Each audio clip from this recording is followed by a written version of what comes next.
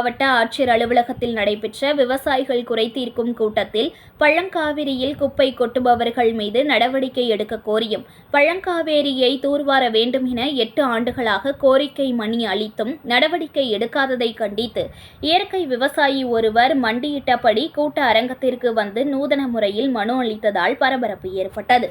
மயிலாடுதுறை மாவட்ட ஆட்சியர் அலுவலகத்தில் விவசாயிகள் குறைதீர்க்கும் நாள் கூட்டம் மாவட்ட ஆட்சியர் ஸ்ரீகாந்த் தலைமையில் நடைபெற்றது. இதில் மயிலாடுதுறை எம்எல்ஏ ராஜ்குமார் பங்கேற்றார்.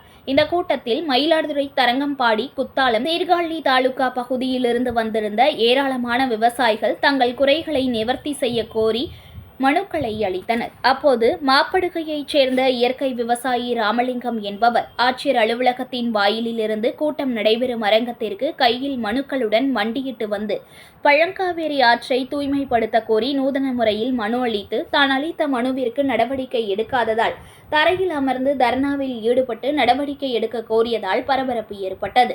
மயிலாடுதுறை நகரத்தின் முக்கிய நீர் ஆதாரமான பழங்காவேரி வாய்க்காலில் கொட்டப்படும் குப்பைகள் மிகவும் மோசமான பாதாள சாக்கடை கழிவு நீர் திறந்துவிடப்படுவதாகவும், ஆக்கிரமிப்புகளை அகற்ற வேண்டி 8 ஆண்டுகளாக மனு அளித்தும் நடவடிக்கை எடுக்கவில்லை என்று குற்றம் சாட்டினர்.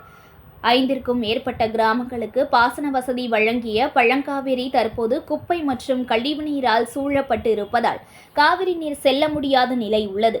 மனு அளித்தும் நடவடிக்கை எடுக்காததால் விரக்தியில் மண்டியிட்டு மனு அளித்ததாக தெரிவித்தார். பின்னர் பேசிய மாவட்ட ஆட்சியர் ஸ்ரீகாந்த் மற்றும் மயிலாடுதுறை எம்எல்ஏ ராஜ்குமார், பழங்காவேரி பொதுப்பணித்துறை கட்டுப்பாட்டில் இருப்பதாகவும், குப்பைகளை போடும் நபர்கள் மீது நடவடிக்கை எடுக்க நகராட்சி நிர்வாகத்திடம் தெரிவித்துள்ளதாகவும் கூறினார்.